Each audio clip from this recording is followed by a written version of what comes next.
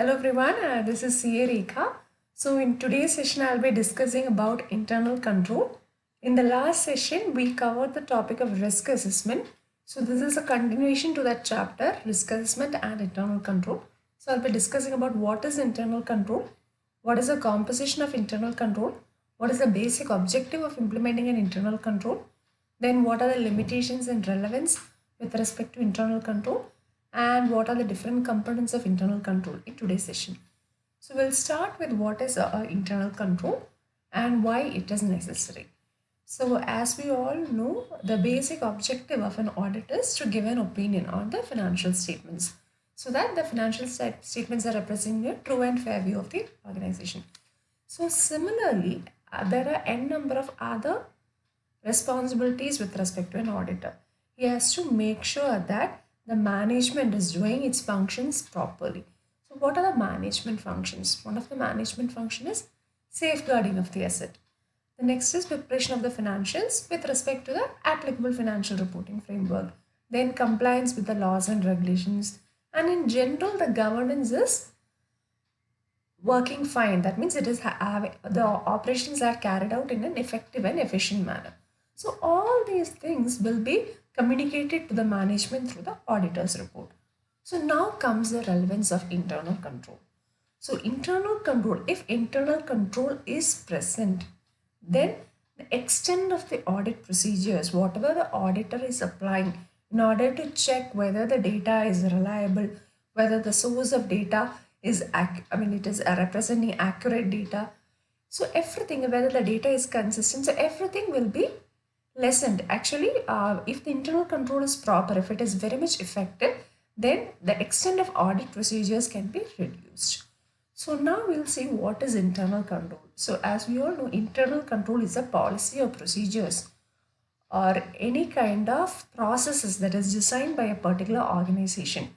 It's not just designed, it is designed, implemented and monitored and reviewed by the organization. And the organization, it will be constituting of the management, those charged with governance and any other personnel.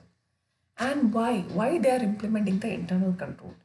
So internal control is basically to make sure that the objective of a particular management or the objective of an auditor with respect to giving the opinion with respect to the points of safeguarding of the asset, compliance with the laws, preparation of financials, effectiveness of operation, everything is complied with. So internal control is nothing but it is a policy, procedures or processes that is designed, implemented and maintained by the management, those charged with governance or any other person. It need not be only the management or those charged with governance. Need not be the only with the people with residing within the governance structure, but it could be any other personnel within the organization also. So any personnel implemented by management, those charged with governance or any personnel. And what is the main objective of that? In order to safeguard the assets, make sure that the assets are safeguarded. Financial statements are prepared as per the applicable financial reporting framework, and the operations are carried out in an effective and efficient manner, and there is a proper compliance with respect to laws and regulation. So now I'll say what is an internal control.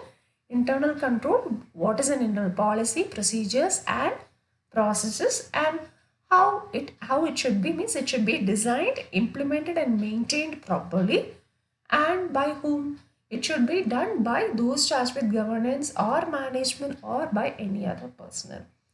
So here policies, procedures and processes means any kind of policy or any rules and regulations, any kind of authority delegation or any kind of functional or management processes that is followed by the entity, or any kind of standardized procedures or best practices that is followed, but everything falls under your internal control. Well, it should not be designed, not only designing part, it should also be implemented and maintained. Designing means what? Whether the internal, it's not just the internal control is present, but it should be effective.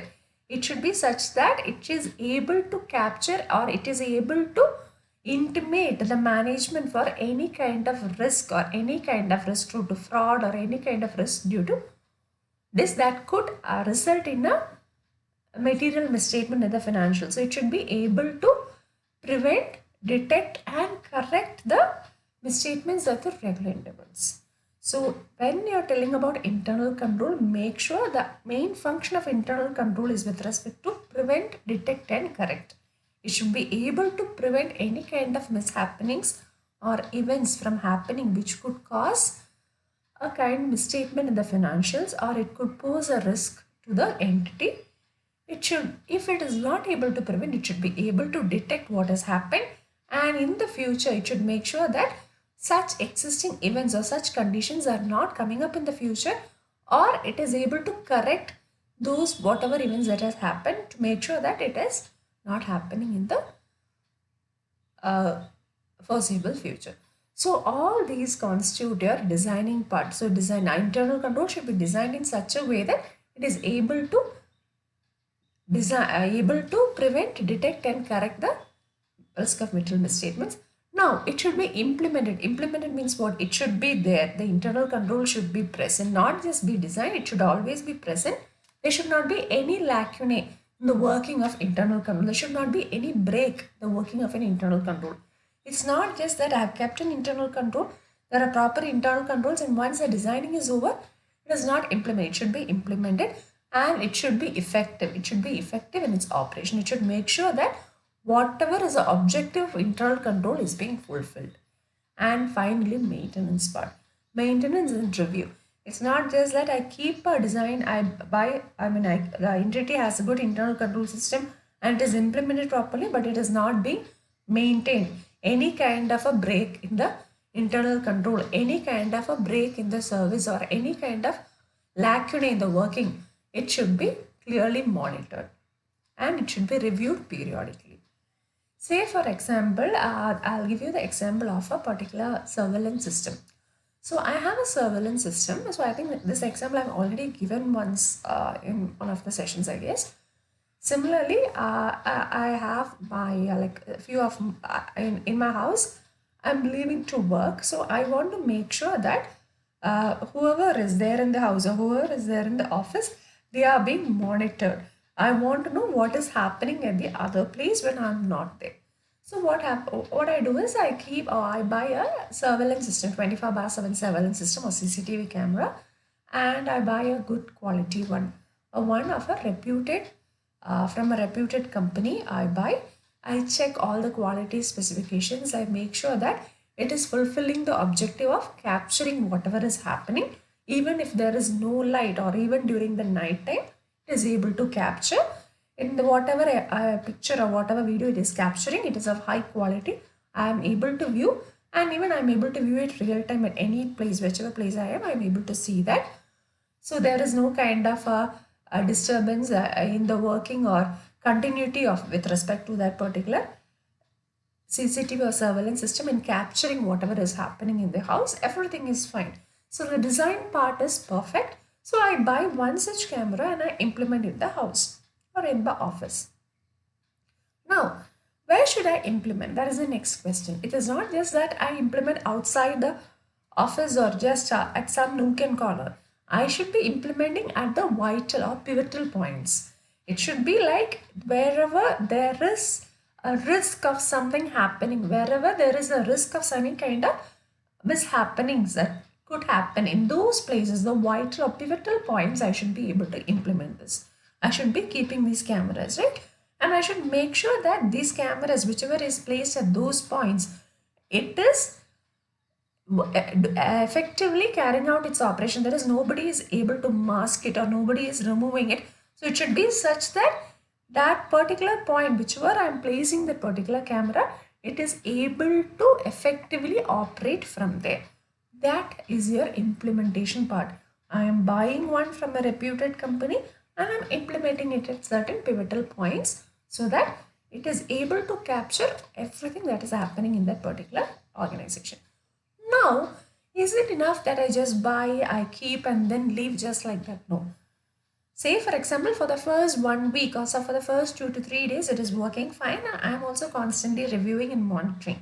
But after a week or so, I find there is everything is quite fine within the organization or everything is quite fine at home that I need not exercise a control. I need not review it periodically. I just stop seeing, or I just stop reviewing that, and then what happens?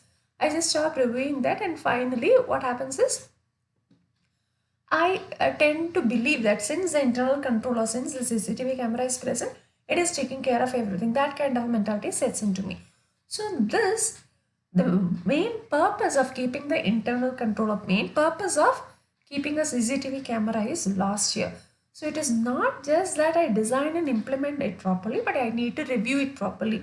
I need to make sure that, say for example, after 2 weeks, the particular camera has stopped working, or something has happened to the camera, it is not capturing the full day visuals. Say there is a break in the service. So there is a break, only first few hours it is capturing, then it is going off again the next few hours. Somebody is actually manually also offing it. There is some kind of an issue. But I am not properly reviewing it, so I'm not able to identify that it is working or not.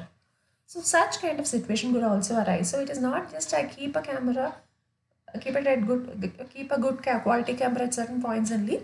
I should also monitor it. I should review it periodically. Check whether it is working fine, check whether there is any break in service for that particular CCTV camera or surveillance, and also make sure that I am utilizing the camera to the fullest. That is, I am keeping someone to review, or I am supervising it at regular intervals to check what is happening.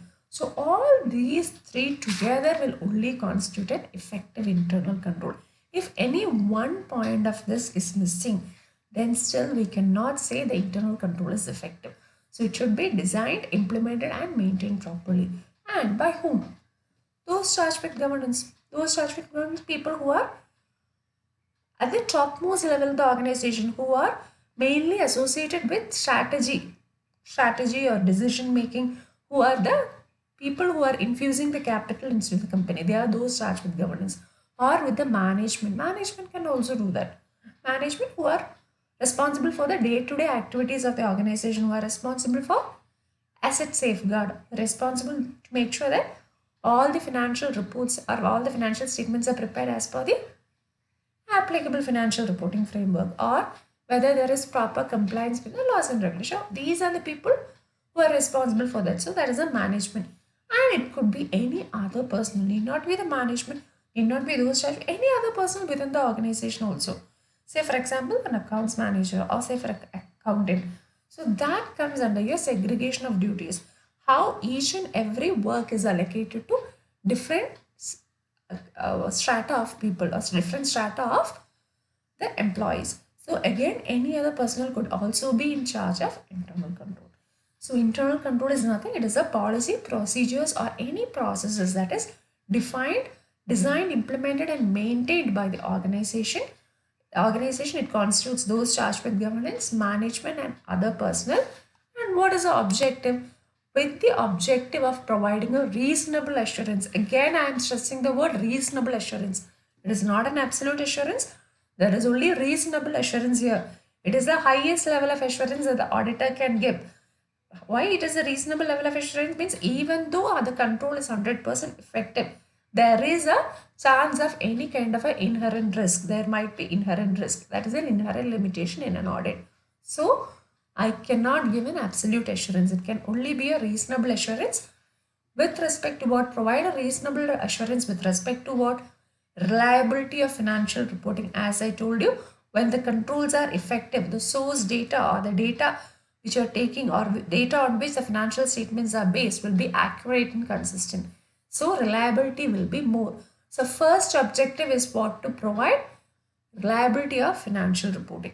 Second is what? Effectiveness and efficiency of operation. That is the next one. Third is what? Safeguarding of the assets. Safeguarding of the assets means what? There is no unauthorized access to these assets.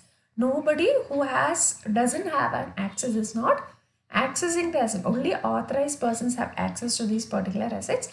There is proper recording of the assets, proper verification of these assets at proper intervals, and they recorded whatever assets are recorded, it is actually matching or it is actually in line with the actual assets which were present within the organization, and that is being verified also.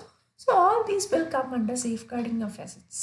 Assets are in the name of the particular entity itself and it is physically present in the entity. So all these things will come. Again, compliance with the laws and regulations.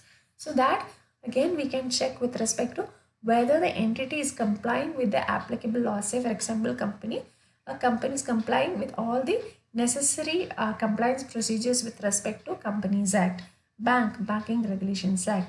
So each and every entity has some authority or some regulator based on which who gives them rules, and based on that particular rules and regulations they have to comply. So each I have to check the particular internal control should be effective or it should be such that it is able to comply with the applicable laws and regulations. Say this one of the method of checking is the auditor how they checks is they'll check for the legal fees. If the legal fees or the amount paid to the lawyers or within the in-house legal counsel is too much or it is huge, that means what the company is having some kind of a legal issues. There is some kind of suit that is a company has filed or some kind of a case against the company, some increased penalties or fines being paid by the company. That is another indicator that the company is not complying with the laws and regulations.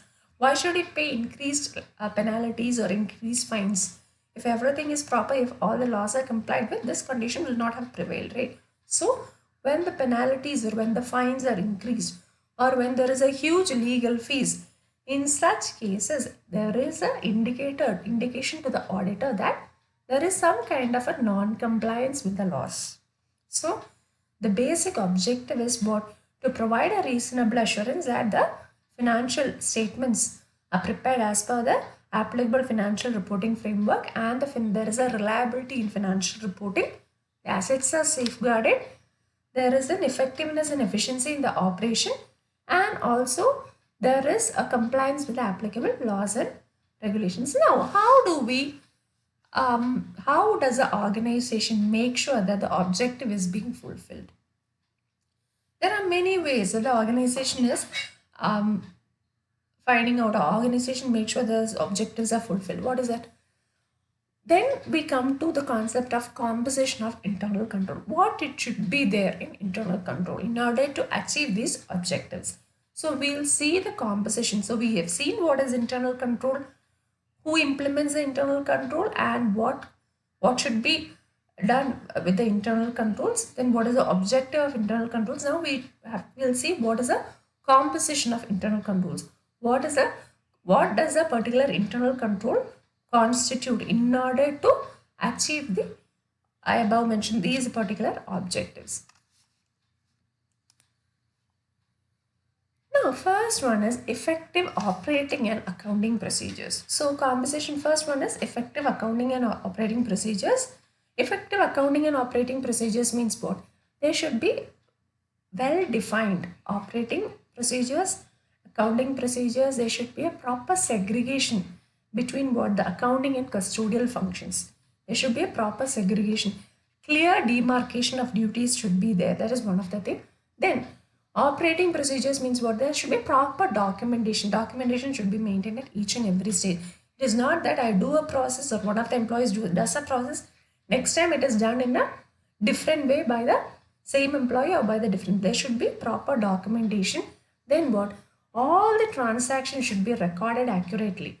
It should be accounted correctly in the books of accounts. Make sure that the proper recording, summarizing and collection of data is there and the source of data is also reliable. Then what? Flow of work. There should be some kind of a manual to provide what is the flow of work that has to be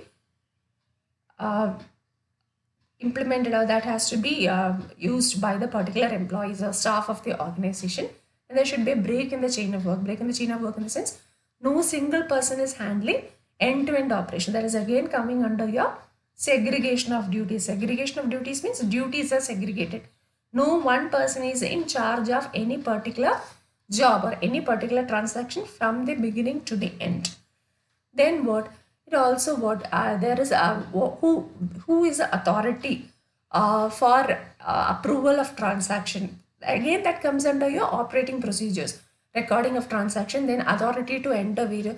Who can enter the transaction? Who can approve the transaction? Who is authorized to approve any kind of transaction. All these things will be coming under your effective operating and accounting procedures. Now, quality of the personals. Quality of the personals means what? Employing persons who have the necessary skill and quality for that particular job. Say there is a particular job of journalizing or entering the posting into the ledger. Person who is qualified, a person who has a knowledge or quality should only be employed for that. Again, then there should be periodic appraisal of operations. It is not this that one person is working on that, but there should be periodic appraisal and performance reviews so that quality of that work that is done by the person can be assessed. And then what? There should be always a proper, again in the first effective operating and accounting procedures, one of the things is there should be periodically preparation of the accounting and financial reports. So periodic preparation should be there, and also some standardized report should be brought into picture by the management. So evolving standardized records. So all these will be taken into consideration. And lastly, proper allocation of functional responsibilities. Functional responsibilities means what? So now we already have discussed about operating and accounting procedures. So there should be proper delegation of authorities. Delegation of authorities means what each person can do. Say if a particular person has an authority to approve a particular transaction, only he should be having in the position of approval of that particular transaction. No other person in his absence can do so. If any person in his absence is doing so, then they should get an approval from this particular guy, or it should be get from the senior management. So proper delegation of authority should be there. Why it is there means in order to make the in order to build in a particular flow of operation, there should be a particular good flow of operation defined within the organization. So again, I am putting in the word delegation of authorities. Then what? All the transaction, it should be either there should be a generic or there should be a particular specific authorization from management. No transaction can be done, or no transaction can be carried out without the authorization from the management. And there should be some kind of system where there is a departure from the specified or prescribed flow of operation, it should be notified. Proper whistleblower mechanism should be there. Whistleblowers are what? It could be any employee of the organization. That particular employee, if there is any kind of fraud or mishappenings happening within the organization, that particular employee should be in a position to intimate the senior management or those charged with governance about that particular fraud. Such kind of mechanism should be there in a particular organization. So such employees are called as whistleblowers. They are one among the employees who is able, or who tells about, or who intimates the management about any kind of fraud that is happening within the organization. So whistleblower mechanism should be there, and eliminating conflicting responsibilities, and periodic and timely review. Why periodic and timely review is mainly to make sure that the errors in fraud, they are made difficult. So just any person who is in the organization should not be having a feel that any fraud or any kind of mistakes can be made at any time. So there should be proper and timely review, peer review, surprise checks, then periodic checks, everything, management supervision, strict supervision, everything should be there in the appropriate time, regular intervals. That constitutes a periodic review. Now, so composition basically consists of four things: your effective operating and accounting procedures, quality of the personnel, periodically and timely review, then proper allocation of functional responsibilities. Quality of the personnel means it should be the quality or personnel, whoever is being hired to the organization, you should commensurate with the size of the particular organization, working of that particular organization. Now, we covered internal control, objective, composition. Now we'll see what are the inherent limitations of internal control and what is the relevance. What is the relevance that internal control places on certain aspects in the organization. Now coming to inherent limitations. So is there any kind of inherent limitation with internal control?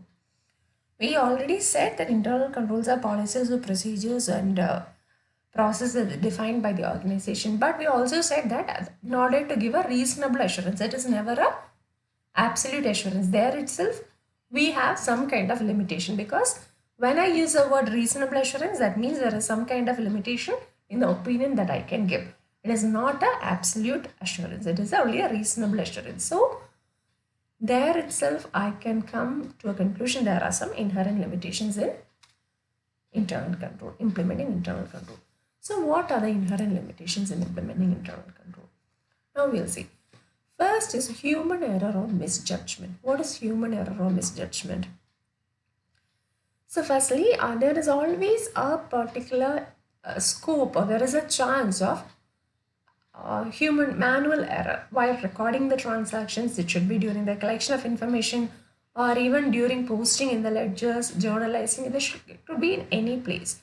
Human error is always there, and also in those places wherever the judgment aspect pops up. Say for example, accounting estimates or maybe percentages, different areas where provisions, wherever there is a need to apply the human judgment. In those scenarios or those cases, there is a high chance or high risk of error. It could be wrong, means it need not be always correct, because it is always subjective in nature.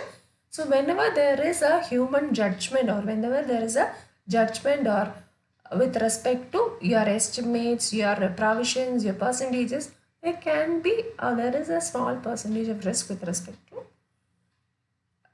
judgment.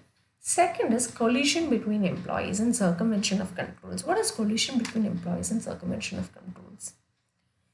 Controls are implemented, designed and implemented and maintained also properly. But what happens?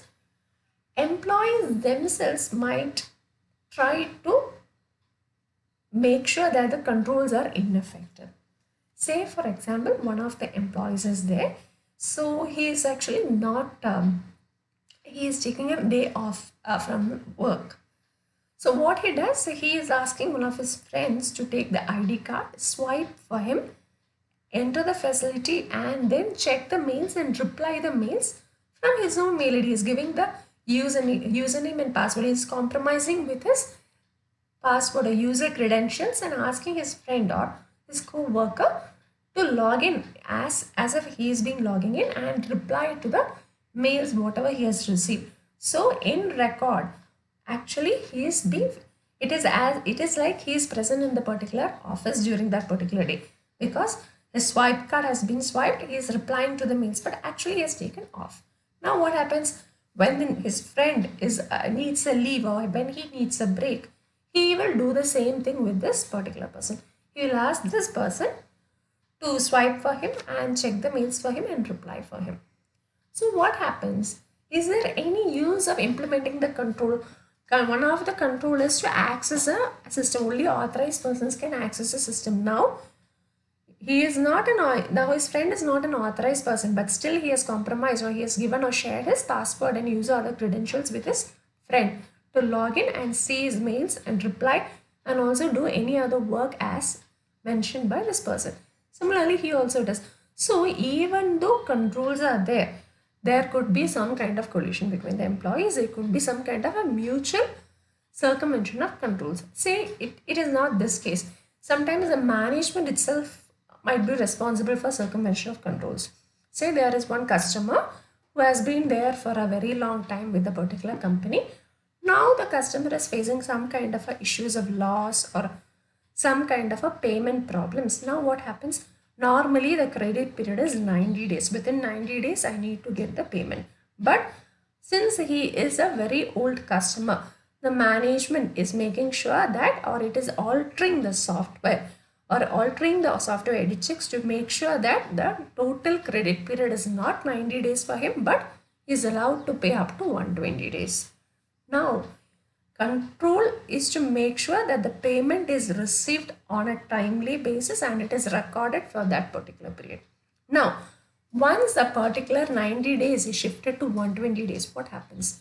Your revenue recognition also gets delayed. It is a problem. What happens again? There is a circumvention of controls. Say there is some kind of a sales contract that is entered by the management. They are altering the agreements of the contract, not the one that is usually followed by the management.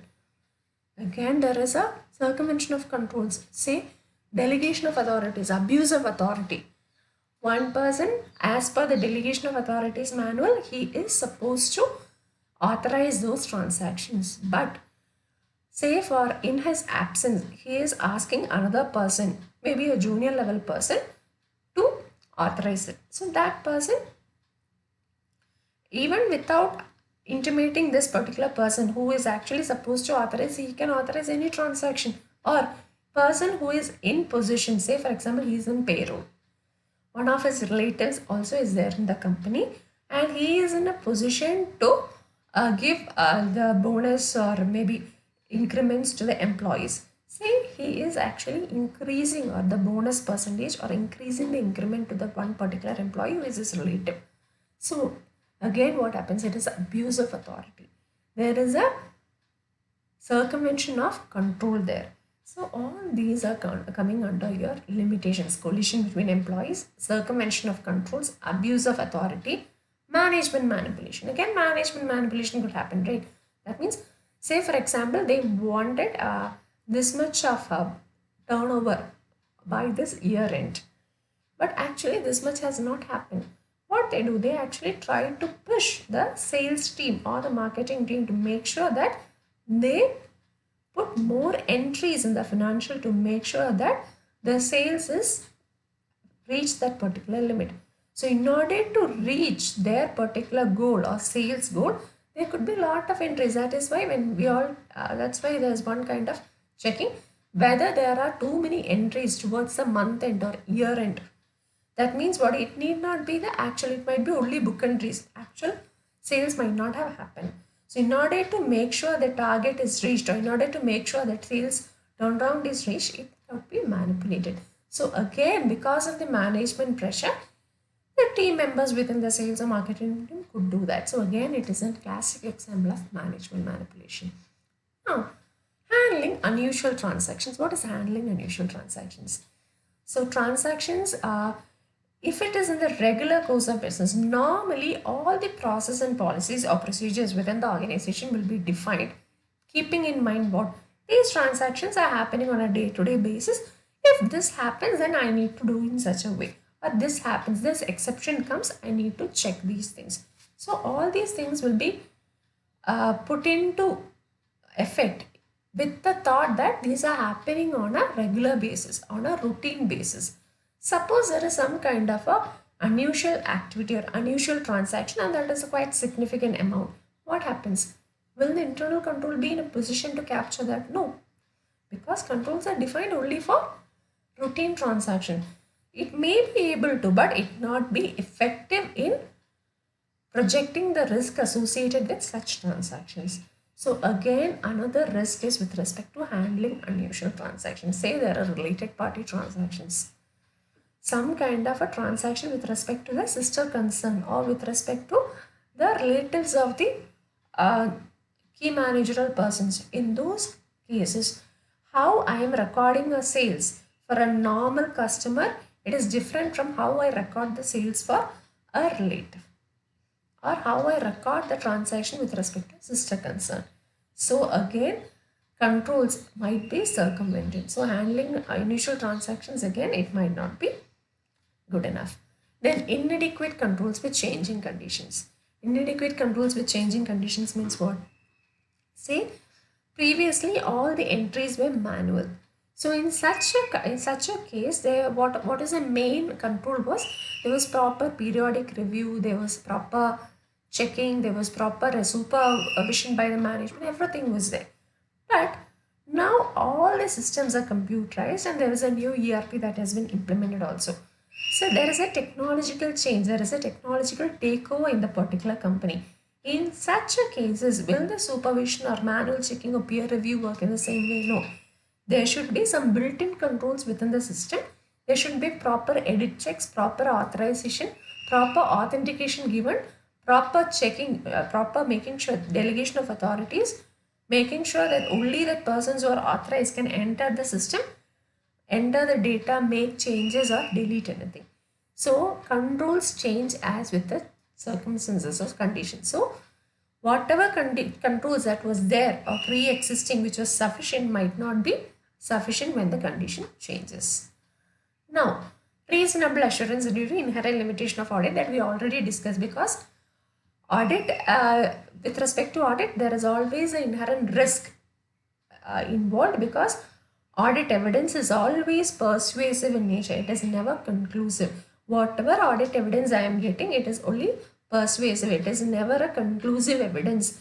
There could be some loopholes depending on the sample size the auditor takes, or depending on the audit procedures that the auditor apply, depending on the analytical procedures that the auditor applies, there could be some kind of change with respect to the evidence collected. It need not be conclusive. So in those cases, I cannot say the assurance, a level of assurance that the auditor is giving is absolute. It will always be reasonable. Reasonable is again a highest level of assurance, but because of the fact of an inherent risk, it can only be reasonable. Now, lack of understanding and limitation of small investment. What is lack of understanding? Say there are proper controls that is implemented by the organization. It is designed effectively, implemented effectively, and also reviewed at proper intervals. Everything is done fine. I am not saying the review part, say it is designed and implemented properly. But the person, say for example, there is any kind of, say it is a bank, any kind of unusual transactions. There is a facility called as a red flagging of accounts in banks. It means any kind of unusual transaction or by any person, it will be red flagged accounts. Say for example, in such a case, some unusual transactions are happening and there is some kind of a report or log, exception report or log generated. Error reports that is generated. When such kind of transactions are happening, there should be some error report that is generated that we have programmed into the system. But what happens is, person who is in charge of reviewing that control or analyzing that particular error reports, he is not sure of why he is analyzing the reports, why he is checking the logs. So what happens, even though there are log reports generated at periodic intervals whenever there is unusual transaction, whenever there is some kind of unwanted activity, person who is in charge is unaware of what to do with these log reports, or what action to be taken when such exception reports are raised. So he just keeps the particular all the copy of the log reports, exception reports, without taking any action. There is no proper management intimation. There is no proper review and correction process that is taken ahead. Nothing. So again, lack of understanding could be one of the inherent limitations. Nothing. Even sharing of your passwords within the employees or by the employees with their family members, it is again a blatant violation. Why? Because the whole purpose of why a particular password or why a particular username is given is not understood. It is for security purpose, to make sure that the data is confidential. That itself is compromised in the first place. That means what? There is a lack of understanding. Using your office laptops or using your office systems for work, for doing some domestic work, for browsing. Again, the main concept of why that control is there, why that office laptop is provided, who should access that is again not understood properly by the employees. Now, lastly, limitation in small employees. Limitation of small entities means what? Limitation of small entities. Normally, in very big, huge entities or big size firms or big size companies, there could be, or there is a facility to implement the proper segregation of duties. There could be a proper delegation of authorities, proper segregation of duties, who can do what. One person will not be doing the end-to-end work. So all these things will be happening. End-to-end work in the sense, for example, segregation of duties, I'll give you an example. Say for example, one person is there, he is whoever is in charge of raising the purchase order, he should not be in charge of placing it, approving the purchase order. He should not be responsible for placing the purchase order as well as entry into the books of accounts. There should be each and one person delegated for each and every activity. Say in bigger entities, it is possible. Say small entities, the total number of employees itself is 5. Will segregation of duties be possible? No, it is difficult, because total number of employees itself is less. With the limited staff, segregating what each person has to do is difficult. Means everything will be taken care by all the 5 together.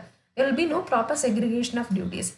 So, but there is one advantage in such a cases, because since the number of employees are smaller, since it is a one man, like it's a proprietorship firm where there is one or two persons only, the owner will be in a position to take full charge or full control of the system. So even though there is no well-defined policies or procedures for internal control, this particular owner or manager, he will be in a position to take charge and he could implement proper control. Since there is a number of employees are less, so total work or governance structure is simple, he will be able to take charge.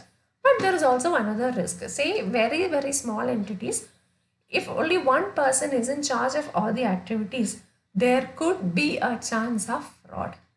He can circumvent, he can manipulate his, he can actually use his authority and or manipulate whatever is his, manipulate the records. He can use his, there could be some abuse of authority, it could be anything. So in such cases, whenever an auditor is going to audit such kind of companies, he should be aware of the fact there could be risk of misstatement due to fraud. And as compared to bigger companies, since there is only one or two persons who is in charge of everything, so there is a chance of circumventing the controls or abusing the authority, abuse of authority. So in such cases, the auditor should be extra careful that there could be some kind of misstatement due to fraud. So these are the inherent limitations with respect to audit. Inherent limitations with respect to internal control, that is human error, misjudgment, collision between employees, circumvention of controls, then abuse of authority. So all the 3-4 we can group it under one particular bucket. Human in collision between employees, circumvention, abuse and management manipulation. Then handling of transactions is another set. Then reasonable assurance only because of inherent limitations of audit. Then inadequate controls. With the changing scenarios or changing circumstances, the controls are inadequate. Then lack of understanding and limitation with respect to small entities. So all these are your inherent limitations in the audit. Now we will see what are the points in which the particular internal control places relevance in a particular organization. So what the points are, first is the internal control. In order to make sure that internal control is operating effectively, it is designed, implemented and monitored properly, relevance should be placed on the following items. First is materiality. How material is the transaction? Materiality means what? A particular item is said to be material if its misstatement causes the users of financial, affects the decision of the users of financial statement. So if amount is material or if it affects the decision taken by the users of financial statement, then that particular item or that particular transaction or that particular amount is said to be material. It could be either with respect to transactions, class of transactions, or with respect to account balances, or it could be also with respect to disclosures. I think we have already said out ABCD, account balances, CD, class of transactions, and lastly disclosure. ABCD, account balances, class of transaction and disclosure, materiality with respect to any of this, that also has an impact. Significance of the related risk. There is some kind of a risk associated, we all agree with that. But how significant is the risk? Is it causing a significant loss to the organization? Is the amount involved with respect to the statement of the same or because of that risk is material enough? Again, that I have to take into consideration. Size of the entity. Whether the internal controls are implemented or designed in such a way that it is commensurating with the size and with the size of the entity, what are the industry in which the particular entity is operating. So all these things again are taken care of. Then ownership and organizational structure. I think we have already discussed this in understanding the entity and its environment. Organization means in order to understand the entity and the environment and then assess the risk of material misstatement associated with that. First thing is auditor should have an idea about the organization, governance structure, the ownership, the capital infusion, the investments that is made by the company, how the accounting policies are consistently applied by the company. The auditor should have a clear understanding of all these things. So again, the next point is your ownership and the organizational structure. Then nature, diversity and the complexity of business. So what business it is being carried out. Say for example, the business is one which is not being carried out in the normal course of the business by any other industries. It is a rare kind of a business. Then what is the controls implemented? Whether the controls are sufficient to capture any kind of risk of potential misstatements. Again, it has to. Then what?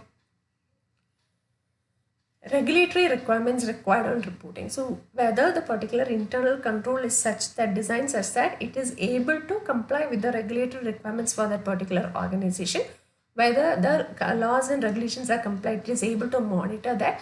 Say, for example, when the date of filing, there should be a control system to alert the particular person dealing with the filing to make sure that it has to be filed within that particular date or there will be penalty. So internal control system should be properly implemented in such cases. Again, accuracy and completeness of information.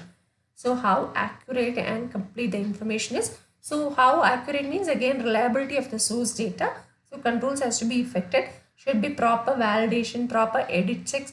Only those data which is having correct information or genuine information or those which is reliable need to be entered into the system. There should be proper controls to make sure that the data is reliable.